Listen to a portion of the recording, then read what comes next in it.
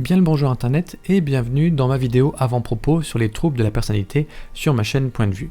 Alors cette vidéo va mettre le décor pour ma nouvelle série, ça va être une sorte de sommaire avant de démarrer sur les 10 types de personnalités que l'on rencontre.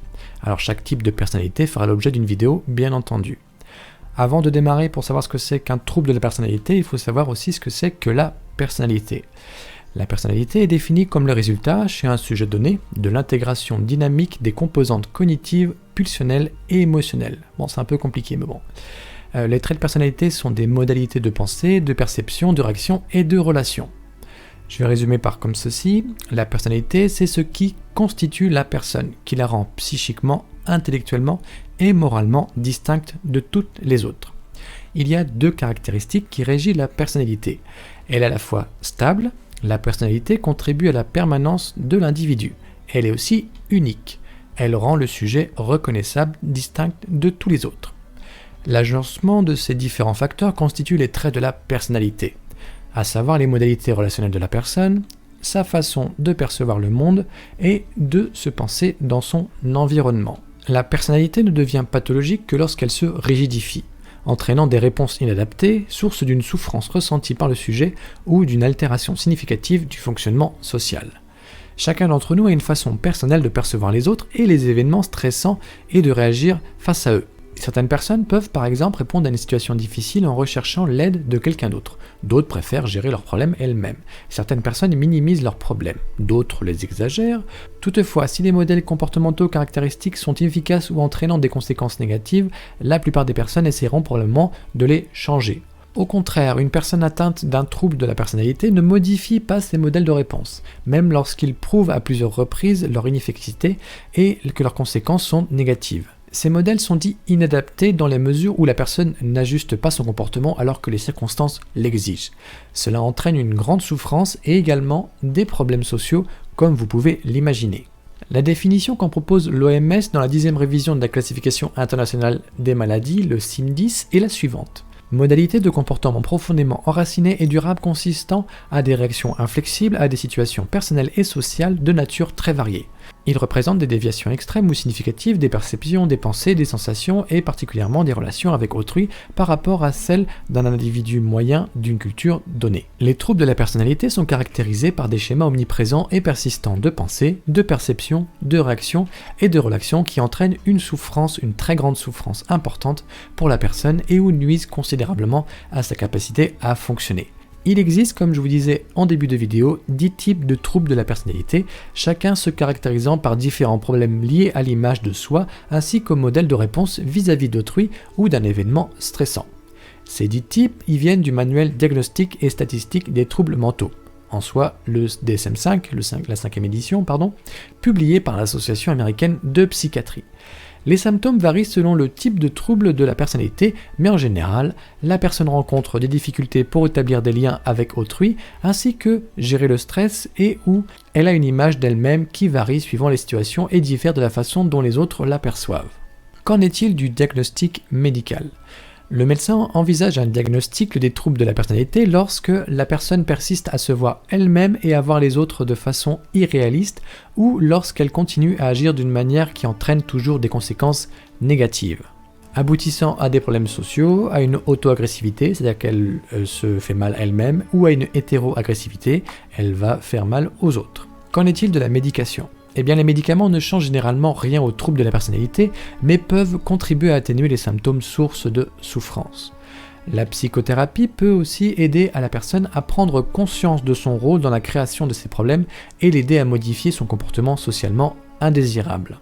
Quelle est la fréquence ? Eh bien, environ 10% de la population générale et jusqu'à la moitié des patients hospitalisés dans les unités psychiatriques et cliniques présentent un trouble de la personnalité.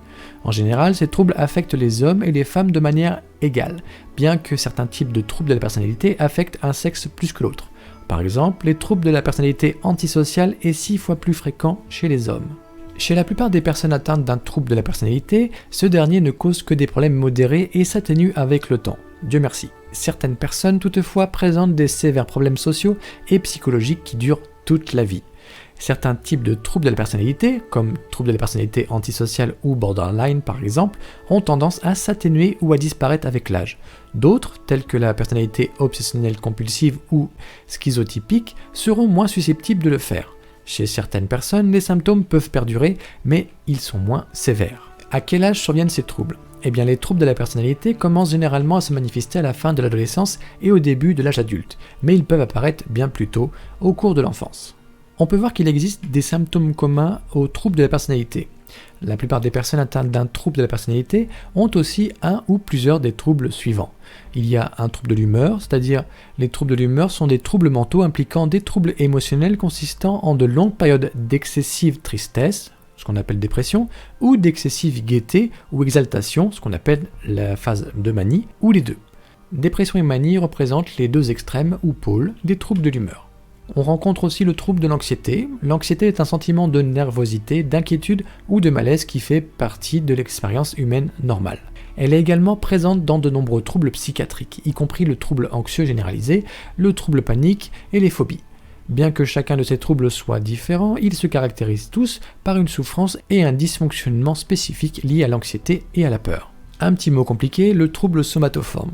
Le trouble somatoforme est caractérisé par un ou plusieurs symptômes physiques chroniques associés à des niveaux significatifs et disproportionnés de souffrance, d'inquiétude et de difficulté à fonctionner au quotidien en raison de ces symptômes. On peut rencontrer aussi le trouble lié à l'abus de substances, on le rencontre très souvent. Le trouble lié à l'usage de substances implique généralement des schémas comportementaux dans lesquels les personnes continuent à prendre une substance malgré les problèmes causés par son usage. Par exemple, une drogue légale en France, que ce soit le tabac, l'alcool, ou les autres drogues comme le cannabis, les opiacés ou les hallucinogènes.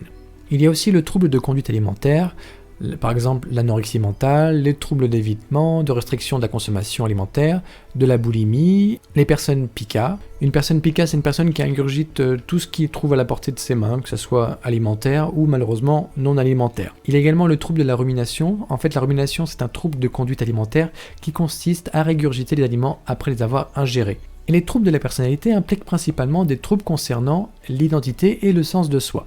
Une personne atteinte d'un trouble de la personnalité manque d'une image claire et stable d'elle-même.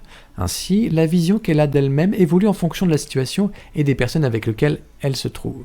Elle peut, par exemple, se trouver tour à tour cruelle ou gentille. Elle peut également faire preuve d'incohérence dans ses valeurs et ses objectifs. Elle peut, par exemple, se montrer profondément religieuse à l'église, mais irrévérencieuse et irrespectueuse ailleurs. Son amour-propre peut être exagérément élevé ou faible. Cela aussi entraîne des problèmes dans les relations. Une personne atteinte d'un trouble de la personnalité a généralement des difficultés à établir des liens étroits et stables avec autrui. Elle peut se montrer insensible aux autres ou émotionnellement détachée ou bien encore manquer d'empathie. Les personnes atteintes d'un trouble de la personnalité semblent souvent incohérentes, déroutantes et frustrantes pour les membres de la famille et des personnes qui les entourent, y compris les médecins. Ces personnes peuvent avoir du mal à savoir quelles sont les manières raisonnables, sûres et acceptables de traiter les autres et de se comparer avec eux.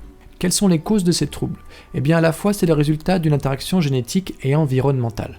Ainsi, certaines personnes naissent avec une tendance génétique à souffrir d'un trouble de la personnalité et cette tendance est ensuite effacée ou renforcée par des facteurs environnementaux. En général, parce qu'en fait on ne sait pas trop, les gènes et l'environnement contribuent de façon à peu près égale au développement des troubles de la personnalité. Et là je me rends compte que j'ai dit beaucoup troubles de la personnalité, je m'en excuse. Et je continue. Le DSM-5 classe ces 10 types, oui je l'ai pas dit, en 3 groupes, A, B et C. Cependant, il faut savoir que l'utilité clinique de ces groupes n'a pas été établie. Alors dans le groupe A, qu'est-ce qu'on voit ? Eh bien, ce groupe A comprend des sujets qui se caractérisent par leur comportement étrange ou excentrique. Il comprend les troubles de la personnalité, suivant avec leurs traits distincts.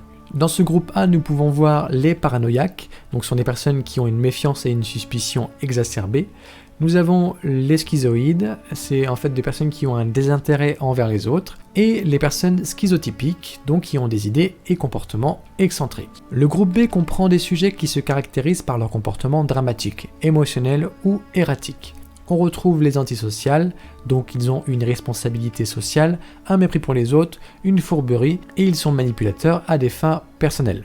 On rencontre aussi les borderline, donc ce sont des personnes qui refusent d'être seules et qui ont une dysrégulation émotionnelle. Il y a les personnes histrioniques, ce sont des personnes qui sont en recherche d'attention. Alors, si vous êtes une personne histrionique, vous êtes tout préposé pour aller faire de la télé-réalité. Il y a enfin dans ce groupe B les personnes avec des troubles narcissiques. Ils ont une estime de soi sous-jacente déréglée et fragile et ils ont une mégalomanie manifeste. Pour ceux qui me connaissent et me suivent sur ma chaîne, bien sûr, j'en ai fait pas mal de tours là-dessus. Nous arrivons enfin sur le groupe C. Dans le groupe C, les sujets semblent anxieux ou craintifs. On rencontre dans ce groupe C les personnes évitantes. Le sujet évite les contacts interpersonnels car il est sensible au rejet. Je vous conseille d'aller voir sur YouTube la chaîne Une Psy à la maison. Elle fait, je sais pas, une dizaine de vidéos dessus sur les personnes évitantes. Là, vous allez tout comprendre, donc allez-y de ce pas. Il y a aussi les personnes dépendantes. Ce sont des personnes qui sont soumises à 200% et qui nécessitent d'être prises en charge. En tout cas, elles kiffent ça. Et il y a enfin les obsessionnels compulsifs qui sont perfectionnistes, qui ont une certaine rigidité et qui sont dans l'obstination. On pourra faire dans cette vidéo la différenciation entre TOC et TPOC. Une dernière chose avant de terminer cette vidéo, et en fait c'est sous forme de questions, n'hésitez pas à répondre dans les commentaires, parce que là j'ai pas forcément tout à fait compris exactement de quoi il en retourne. Alors vous verrez dans les 10 prochaines vidéos qui tournent sur ce sujet, je vais commencer souvent un petit peu pour vous dire que ce type de trouble, par exemple le trouble paranoïde, il touche entre 2 et 4% de la population générale aux États-Unis. La question est la suivante, voilà, si j'additionne les 10 types de personnalités, en supposant qu'on ne peut pas les combiner, j'arrive à un minimum de 31% et de 41% de la population qui sont atteints de ces troubles. En clair, j'ai additionné les 10 types de personnalités avec le pourcentage de personnes touchées en tout cas. Et j'arrive au résultat minima de 31% de la population mondiale et à maxima de 41% de la population mondiale. Imaginez dans votre entourage, c'est une personne sur 3 ou alors vous l'êtes aussi complètement. Alors voilà, c'est la question que je vous pose, écrivez dans les commentaires, je n'ai pas forcément tout à fait compris pourquoi quand j'additionne j'ai autant de pourcentage. Cette vidéo touche à sa fin, voilà, je vais le dire une dernière fois, j'ai parlé des 10 troubles de la personnalité. Merci de l'avoir suivi et on se retrouve sur le prochain trouble et moi je vous dis à très vite.